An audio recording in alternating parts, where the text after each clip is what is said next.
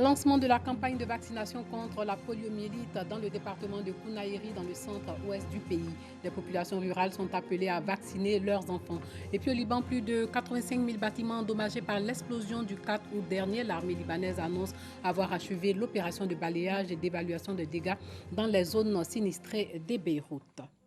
Bonsoir et bienvenue dans le journal. L'Agence japonaise de coopération internationale veut contribuer à l'éclosion et au développement des entreprises émergentes. Pour atteindre cet objectif, un concours en ligne a permis de sélectionner 10 entreprises. Cette compétition oppose les jeunes entrepreneurs évoluant dans divers secteurs dont la santé, l'alimentation, l'agriculture, les services d'entreprise et l'éducation. Les startups ont la charge de présenter leurs projets à un jury et l'échange se fait par vidéoconférence. Nous accompagnons les acteurs du secteur agricole dans la transition vers le numérique et les technologies. Aujourd'hui, nous encadrons près de 55 000 paysans avec nos solutions et plus de 160 coopératives. Un service qui permet à tout Ivoirien de se connecter sur leur messagerie préférée. Donc, ça peut être WhatsApp, ça peut être Facebook Messenger, et en fait d'échanger gratuitement avec un docteur. Et c'est là que notre service justement devient un système de réservation médicale qui permet en fonction de ce que vous expliquez au docteur et en fonction de votre localisation, donc si vous êtes à Koumassi ou à Cocody, de savoir en fait le centre de santé ou la clinique la plus proche qui est à un coût raisonnable et qui vous permet de vous y rendre.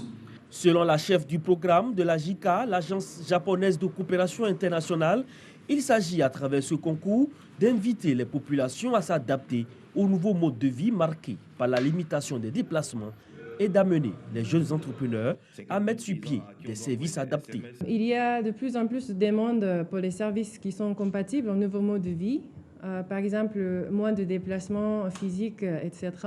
Donc nous souhaiterions soutenir les entreprises qui ont ce type de services innovants et particulièrement les petites entreprises qui n'ont pas beaucoup d'accès au financement.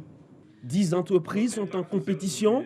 Après le dépouillement, 3 des meilleurs projets seront retenus et chacun repartira avec une enveloppe de 30 000 $, soit près de 17 millions de francs CFA. La lutte contre la poliomyélite se poursuit. Les enfants de 0 à 5 ans cibles de cette campagne ont reçu les 2 gouttes de vaccin contre la poliomyélite. Le ministre des Ressources animales et halieutiques en visite de travail dans le village de Bambalouma, dans la sous-préfecture de Kounaïri, encourage les populations rurales à faire vacciner leurs enfants. Il a procédé au lancement de la campagne de vaccination contre la poliomyélite à Kounaïri. C'est dans le centre-ouest du pays. Le reportage de Charles Tatou. Lutte contre la polio. Les acteurs de santé du département de Kounaïri, région du Béré, sont en pleine campagne. Le ministre des Ressources animales et halieutiques, cadre de la région, fait preuve de solidarité gouvernementale dans le village de Babalouma. En visite dans la localité pour l'inauguration des infrastructures scolaires et sanitaires réalisées par une ONG allemande, Dosso Moussa a procédé au lancement de la campagne de vaccination contre la polio du département de Kounaïri. Une fois que l'enfant a avalé ces 2 gouttes, eh bien, il a beaucoup de chances de passer à travers cette maladie qui est fortement, je le répète, handicapante. Chers parents, s'il vous plaît, allez rejoindre les centres de santé pour participer à cette campagne qui n'est rien d'autre que la protection de nos enfants. 2 gouttes peuvent permettre la survie et surtout la vie des enfants. Le ministre Dosso Moussa exhorte les populations rurales de la région du Béré à la vaccination de leurs enfants contre la polio et les autres maladies évitables par la vaccination. Après Dimokro et Yamoussoukro, un lycée professionnel artistique et un centre culturel intégré seront construits dans 30 mois à San Pedro, c'est dans le sud-ouest du pays. La ministre de la Culture et de la Francophonie, Raymond Goudou Kofi, a procédé hier à la pose des premières pierres de ces 2 édifices sur les sites de Goréké dans la commune de San Pedro. Coût total des 2 ouvrages, 18 milliards de francs CFA. Sam Konan. Raymond Goudou Kofi à San Pedro pour la pose de la première pierre du lycée professionnel artistique et du centre culturel intégré. La ministre de la Culture et de la Francophonie accueillit dans la pure tradition Koumen et Bakoué, avec la kola, signe culturel d'hospitalité. Je suis particulièrement heureuse que cette cérémonie culturelle puisse se passer et je vois que le peuple Krou reste attaché à sa tradition. Non loin de l'université et de l'hôpital général en construction, un lycée professionnel artistique et un centre culturel intégré vont également sortir de terre dans ce village communal de Goréké. Une fierté pour San Pedro, selon le maire de la commune, Félix Anoblé. Son objectif sera de mettre en valeur la richesse culturelle de toute la région de San Pedro. Ce sera donc une sorte de village culturel. Madame le ministre, merci pour avoir choisi San Pedro pour abriter ce projet. Pour la ministre de la Culture et de la Francophonie, qui a procédé à la pose de la première pierre, ces projets traduisent la vision du président Alassane Ouattara pour la jeunesse. Je tiens absolument à ce que ces jeunes comprennent que tout ce que nous faisons actuellement, cela répond à la prise en compte de leur avenir. Ils sont au centre, n'est-ce pas, des préoccupations du président Alassane Ouattara et du Premier ministre Ahmed Bakayoko. Donc, je demande aux jeunes de s'intéresser de plus en plus au monde de la culture. Ils verront que dans ce domaine-là, les débouchés sont là et ils pourront avoir du travail, des emplois directs. Le lycée professionnel artistique et le centre culturel intégré du San Pedro vont coûter 18 milliards de francs CFA et seront opérationnels dans 30 mois. Participer au développement de Frona dans le nord-est du pays, c'est l'objectif visé par la journée socio-culturelle de Frona, journée socio-culturelle qui est à sa 3e édition. Kwadio Kwame revient de Frona. Mobiliser et encourager les jeunes de Frona et ceux de la diaspora à participer activement au développement de leur localité. Nos frères et sœurs qui sont hors du village, ceux d'Abidjan, même hors du pays, à venir nous aider à développer le village. Parrain de ces journées socioculturelles et sportives, Kinyama Kode salue l'initiative des jeunes et promet de s'engager à leur côté pour propulser le développement de la commune de Frona, tout en invitant les jeunes à cultiver les valeurs de paix et de cohésion sociale. À la veille des élections, lorsqu'on parle de cohésion sociale, c'est un thème qui est vraiment important à développer. Donc il faut soutenir ces jeunes qui développent ce type de thème. Le directeur général du BNET, qui est fils de Frona, a bien accepté de mettre en place un fonds qui s'élève à près de 10 millions de francs CFA pour les projets pour l'autonomisation de la femme et de la jeunesse. Et ce fonds sera évolutif. Cette journée a également été marquée par une remise de feuilles de tôle et de matériel annexe pour l'achèvement des bâtiments de l'école primaire de Nambotoka.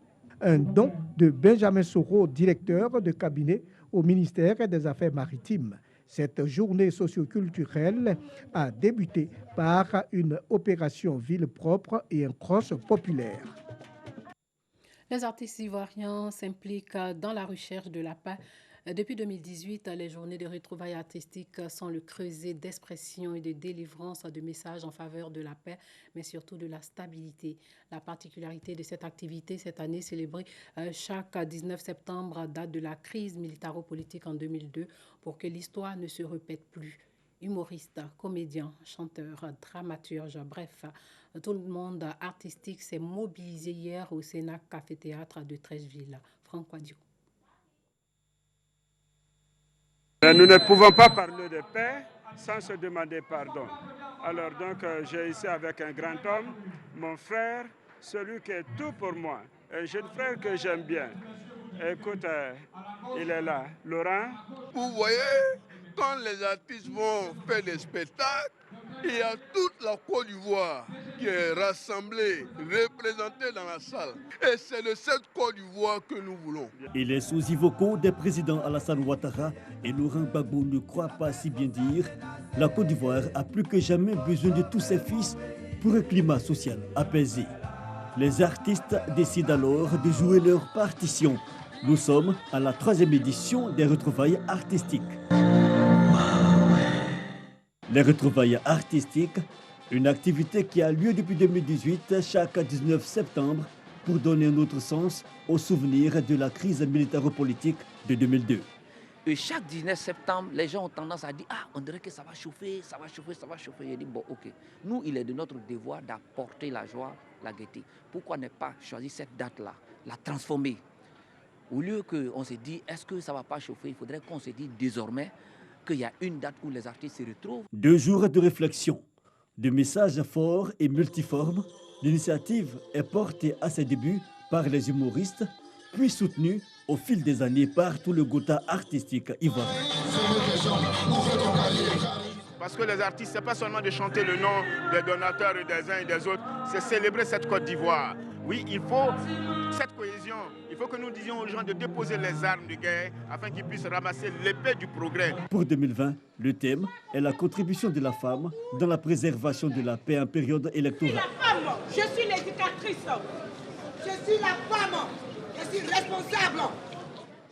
Le ministère de l'Éducation nationale et la tutelle, le ministère de la Culture et de la Francophonie ont marqué leur soutien et leur présence à ces retrouvailles artistiques, des retrouvailles bien imagées. Mettons-nous ensemble Bravo. pour la Côte d'Ivoire. Je suis fier, Laurent. J'ai des larmes aux yeux. Bravo. Merci beaucoup.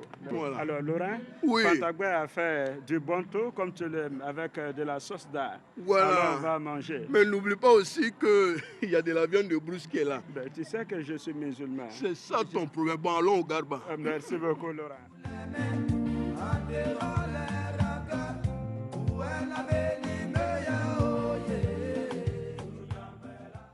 En attendant que le président Alassane Ouattara et Laurent Gbagbo finissent de manger leur choukouya, je vous conduis en Égypte où les autorités égyptiennes ont annoncé aujourd'hui la découverte de 14 nouveaux sarcophages datant d'environ 2500 ans au Saqqara, au sud-ouest du Caire. Cette nouvelle découverte faite vendredi dernier s'ajoute à celle de 13 autres sarcophages au même endroit il y a une semaine.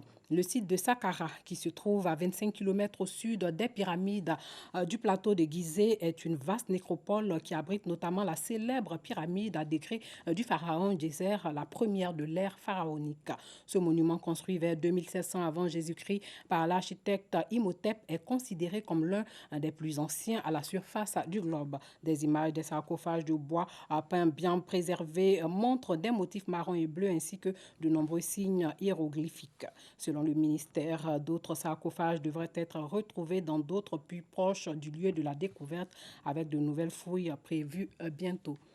Nous reviendrons sur les images de ces sarcophages dans nos prochaines éditions. Au Liban, plus de 85 000 bâtiments endommagés par l'explosion du 4 août dernier. L'armée libanaise annonce avoir achevé l'opération de balayage et d'évaluation des dégâts dans les zones sinistrées de Beyrouth après l'explosion du port. Elle indique avoir recensé 85 744 unités endommagées, y compris des maisons, des hôpitaux et des écoles. L'explosion du port de Beyrouth a dévasté des quartiers entiers de la capitale libanaise, faisant plus de 190 morts et 6 500 blessés et laissant 300 000 personnes sans domicile. L'explosion a ravagé des quartiers historiques où sont nichés palais et bâtisses à l'architecture typiquement beyroutine. Avant l'explosion, le palais sur Sok Kochran était un véritable musée. C'est ce qu'a raconté à l'AFP un militant spécialisé dans la préservation du patrimoine. Il y avait des objets qui viennent du monde entier, des toiles italiennes, des tapisseries hollandaises du 16e et 17e siècle, et tout cela a subi des dommages considérables. Plus de 40 jours après la tragédie du 4 août dernier, la blessure est encore béante,